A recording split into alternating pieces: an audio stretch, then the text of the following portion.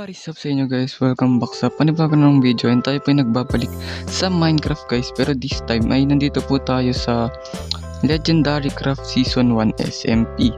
And siguro magtataka kayo, kaninong server to? Ito na po yung server ko. No? Well, yung ginawa ko pong recruitment na Kada Build Season 1. Well, natuloy po yung Kada Build na yun. Pero ang problema kasi doon is habang tumatagal ginawa nilang crossplay yon, tapos hindi na siya smooth, naging lag siya dahil sa crossplay.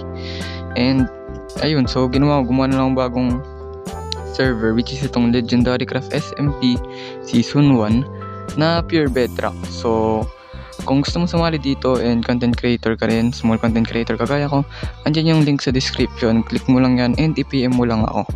And ayun, so ang agenda nga natin this episode ay gumawa ng base natin. Kasi kung makikita nyo, wala pa talaga tayo. And kung makikita nyo, wala ring tao sa server kasi may mga pasok sila.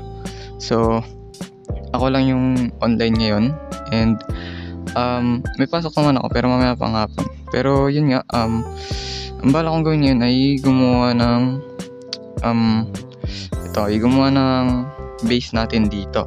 And bago natin simulan yun, magpo-pop up muna dyan sa harap ng screen yung mga napuntahan ko na, which is yung mga pwede nating pag-buildan. At ito yung spawn. Then next is, ito naman yung magiging shopping area natin, which is malapit siya sa swamp. Ayan, and syempre, itong base ko. And ang rules nito guys ay magpo-pop up din dyan sa screen or ilalagay ko lang sa description box yung rules. So nandyan siguro sa description box na lang or sa comment section na lang yung rules niyan, Pero yun nga, so mag-subscribe ka na, And ayan, so simulan na natin to, napakatagal na intro.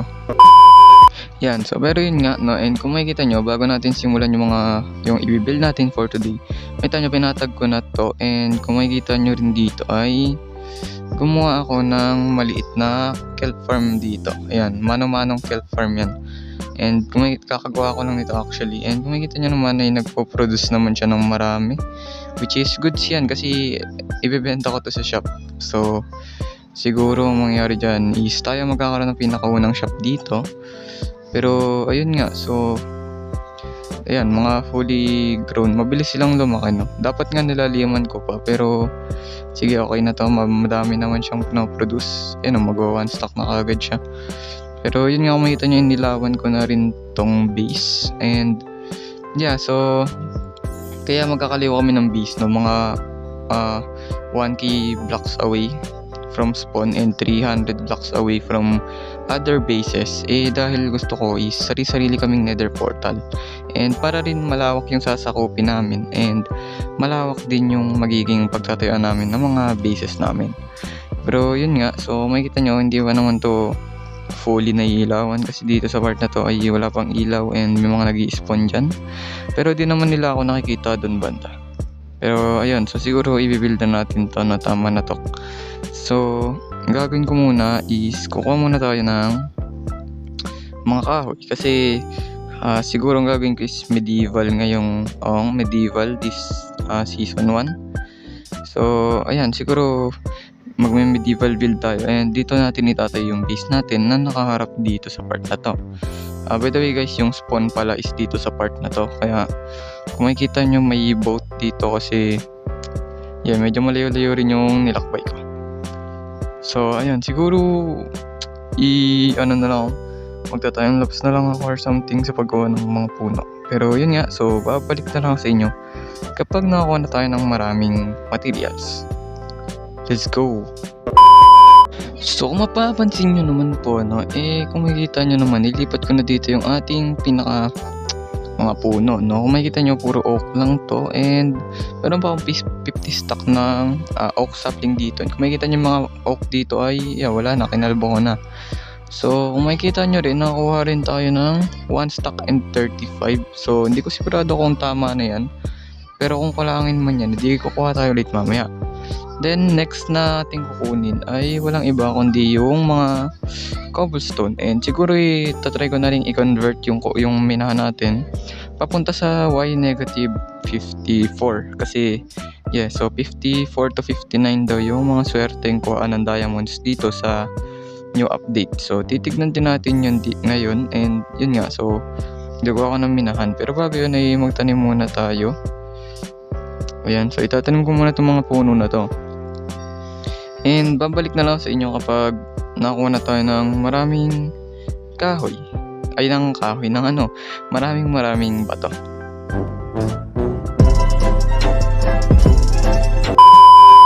So kung mapapansin niyo naman po guys, no, meron na po tayo ditong nakuha mga resources, which is ito, meron na tayo ditong 1 stack and 35 na oak, tapos meron na tayong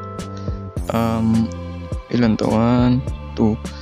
2.5 stack ng andesite, tapos 3 stack ng cobblestone. So yan lang yung mga kailanganin natin para sa ating build for today. Na kung makikita nyo naman guys na medyo dumami na rin tong ating mga pananim dito, pati itong ating sugarcane hanggang doon na yan. And isa pa ay hindi ko pa rin na-harvest itong ating mga itong mga kelp natin dyan. Di ba? Meron na tayong mga ibebenta, and siguro ay aalisin ko na rin itong mga gamit ko dito kasi nga dito tayo magbe-build mismo sa pinakataas dito sa part na to. And ayan, so makikita nyo yung minin ako, napapakita ko muna. Itong ating mine malapit lang naman, dito lang. So pagbaba mo dito, meron pa nga dito, ayan, napakarami pang andesite dyan, and dito meron tayong mga bato. And may nakuha rin pala akong 3 irons, which is gagamitin nating pang-craft ng bucket para next episode makagawa tayo ng malupitang fish farm dito sa may dagat.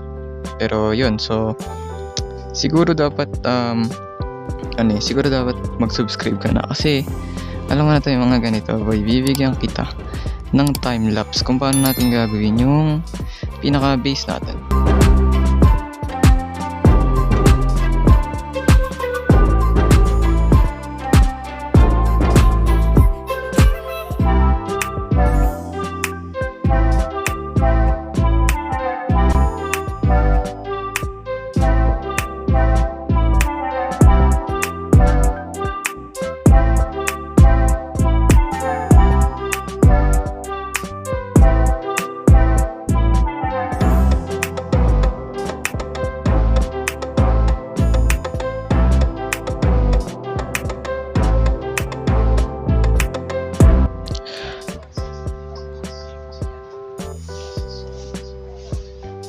So kung mapapansin nyo naman po guys, kung makikita nyo naman, pinutol ko po yung timelapse. So bakit ko pinutol yung timelapse? Kasi maubos na po ang ating oak and ang ating cobblestone. So siguro kukuha muna ako ulit. Pero ang mahalaga nyan guys, meron tayong nagawa. And kung makikita nyo naman, medyo maganda naman yung kinalabasan ng harapan. Well, first floor pa lang yan. And wala pang sahig and wala pa ring hagdan ng pataas. And kung makikita nyo naman, wait, siguro tatanggalin ko to. Ayan, siguro ganyan. So kung makikita nyo naman po, no, dito is ayan, so pre-install ko lang siya guys, no, random placing lang ng andesite and cobblestone para maghalo sila. Makikita nyo meron din ganito dito na malaking bintana. And kung makikita nyo rin dito, merong ganito. So siguro tatakpan ko yan by making to na at alisin na tong mga to and expand ko pa to. Siguro terraform ko to, no, siguro mamaya siguro off cam ko yan ni terraform. Pero makikita nyo nga naman, maganda naman talaga yung kanyang kinalabasan, lalo na dito sa may harapan. Ito, diba, mukha siyang mansion pero maliit lang, diba? And yeah, malaki-laki rin siya pag pumasok sa loob. Ayan, medyo malaki rin, so goods na rin to. And meron ba siya mga ganito, diba? Ang lupit. So siguro ay babalik na lang ako sa inyo kapag tayo ay nakakuha na ulit ng oak and ng cobblestone, and siguro kuha na rin ako ng extra ng andesite. And yeah, let's go.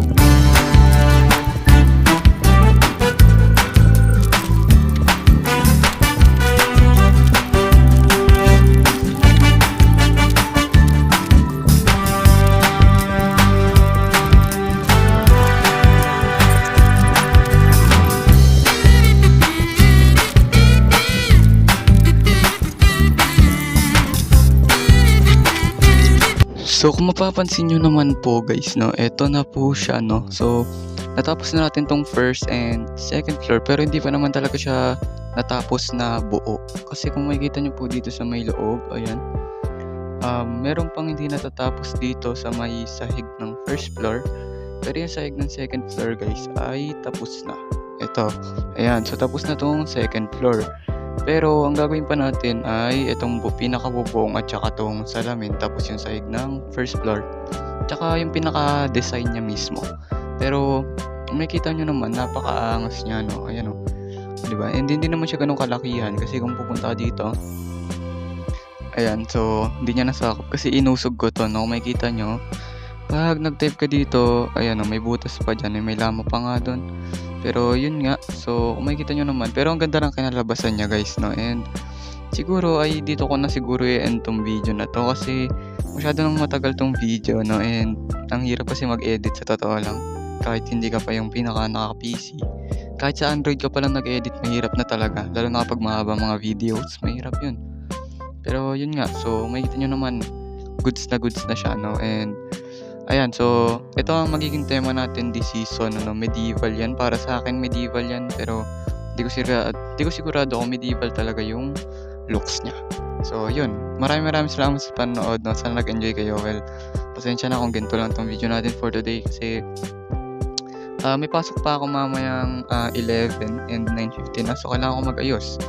Pero yun nga, so maraming salamat sa panonood guys, na sana na-enjoy tong video na to. And hope yun nga, ma-enjoy and mag-like na rin kayo sa video na to, and comment down below kung meron kayong suggestion na pwedeng i-build na pasok dito sa tema natin this season. And mag-subscribe na rin kayo and turn on nyo na rin yung notification bell dyan sa baba para lagi kayong updated sa mga latest videos natin. And I'm trying to reach 200 subs din before March ends, and ngayon ay currently March 25 na ata or 26, ewan ko. Pero yun nga, ay 25 ngayon, no? So malapit na matapos ang March and meron tayong 195 subscribers and 5 na lang ay 200 na yun. Kaya yeah, consider you to subscribe.